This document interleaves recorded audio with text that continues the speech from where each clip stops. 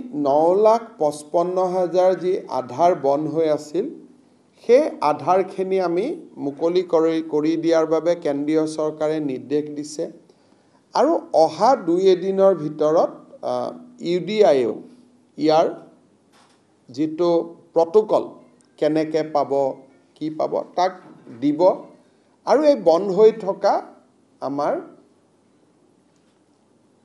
আবেদনকাৰীসকলে আধাৰ পোৱা আৰম্ভ কৰিব। মই ভাবো যে সেপ্টেম্বৰৰ ভিতৰতে তেওঁলোকে আধাৰ পাব। কিন্তু আধাৰক লৈ নতুন এটা সমস্যা হৈছে যে অসমৰ বহু কেইখন জিলাত ধুবুৰী গোৱালপাৰা আদিত জনসংখ্যাতকৈ বেছি আধাৰ কাৰ্ড ইস্যু হৈছে। তাৰ মানে কোনে আধাৰ লৈছে যে ডেফিনেটলি কৰবাত নহয় কৰবাত সন্দেহযুক্ত লোকেও আধাৰ লব সক্ষম হৈছে। অসম চৰকাৰে অহা 10 দিনৰ ভিতৰত এটা আমি নটিফিকেশন ইস্যু কৰিম যে যদি আপুনি অৰিজিনেলি এনআৰসিত আবেদন কৰা নাছিল তেতিয়াহলে আপুনি অসমত আধাৰ নাপাব।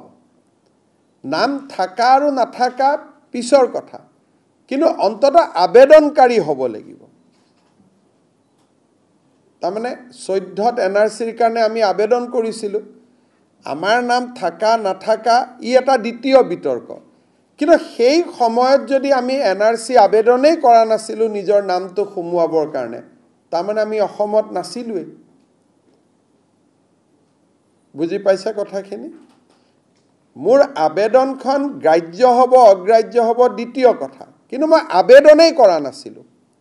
তাৰমানে মই 2014 চনৰ পিছত অসমত আমি প্ৰৱেশ কৰিছোঁ। ই এটা প্ৰাইমা ফেচি ধাৰণা ল'ব পৰা যায়। সেইকাৰণে এতিয়া আমি অসমত আধাৰ কাৰ্ড দিয়া সিস্টেমটো এই 9,55,000 মানুহে আধাৰ কাৰ্ড লৈ যোৱাৰ পিছতেই নতুন মানুহে আধাৰ কাৰ্ড বিচাৰিলে, বিশেষকৈ এডাল্ট পপুলেশ্যন যদি 16 বছৰৰ ওপৰ পপুলেশ্যনে আধাৰ কাৰ্ড বিচাৰে তাক আমি খুব পুংখানুপুংখভাৱে আমি বিবেচনা কৰিম। এতিয়াৰ পৰা পোনে পোনে বায়োমেট্ৰিক দিলে আধাৰ পোৱা ৰাস্তাটো বন্ধ হৈ যাব। চাহ বাগিচাত আমি কিছু আধাৰ দিব বাকি আছে, সেইকাৰণে চাহ বাগিচাৰ লোকৰ কাৰণে এতিয়া আমাৰ এইটো নিৰ্দেশ প্ৰযোজ্য নহ'ব। কিন্তু বাকি জিলাসমূহত প্ৰাপ্তবয়স্ক লোকৰ কাৰণে আমি আধাৰ পোৱাটো অলপ কঠিন আৰু আমি টান কৰিবৰ কাৰণে গৈ আছোঁ। যিসকল জেনুইন মানুহৰ হাতত এতিয়াও আধাৰ নাই তেওঁলোকে আবেদন কৰি লৈ লওক, আমি এছঅপি এখন দিম।